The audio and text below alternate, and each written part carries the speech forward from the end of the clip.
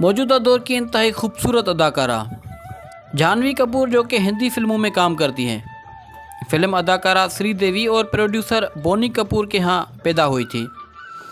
जानवी कपूर ने अपनी अदाकारी का आगाज़ 2018 में रोमानवी ड्रामा धड़क से किया, जो कि एक तिजारती कामयाबी थी। उसके बाद की थिएटर रिलीज़ तिजारती तौर पर नाकाम रही, लेकिन उसे गंजन सक्सेना द कारगिल गर्ल मिली और 2022 में फ्रीज़र में फंसी हुई खातून में टाइटलर हवाबाज का किरदार अदा करने पर बेहतरीन अदाकारा के फिल्म फेयर अवार्ड के लिए नामजद की गई। जानवी कपूर 6 मार्च 1997 को पैदा हुई। उसके वालिद फिल्म प्रोड्यूसर बोनी कपूर हैं और उनकी वालिदा अदाकारा श्रीदेवी हैं। वो फिल्मी अदाकार अनिल कपूर और संजय कपूर की भांजी हैं।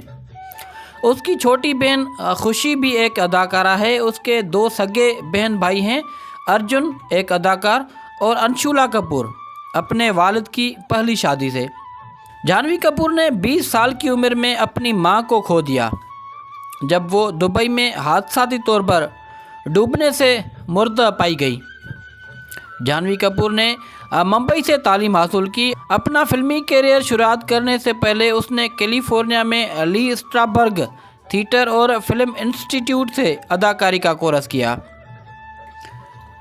जानवी कपूर ने अपनी अदाकारी का आगाज़ 2018 में शशांक खेतान की हिदायतकारी में बनने वाली रोमानवी फिल्म धड़क से किया था, जिसमें ईशान खट्टर के शरीक अदाकार थे। 2016 में मराठी फिल्म सीरत का हिंदी ज़ुबान का रीमेक किया था। उसमें उसे एक नौजवान आला तबके की लड़की के तौर पर दिखाया गया था, जिसकी ज़िंदगी एक निचले तबके के लड़के के साथ फरार होने के बाद अलमनाक हो जाती है।